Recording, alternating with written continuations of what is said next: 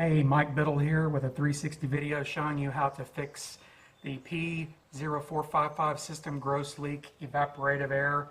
I started getting this off and on a couple months ago, and did a little bit of research and found out these purge valves on the Fords after 2009 are faulty a lot of times.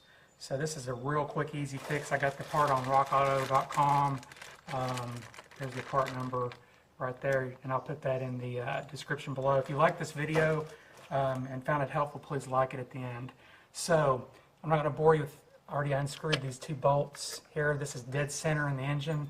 There's a sensor clip. You just press down on that, pull that back, then this purge valve will come right out, and there's a clip here that you're going to switch towards you. It goes back and forth to keep that in place, and then obviously you just reverse the process to put that back on. So I actually had already done this repair and thought this may be useful to someone, so I took the time to make this video. So if you did find it useful, I'd appreciate a like, and you can also subscribe to my channel.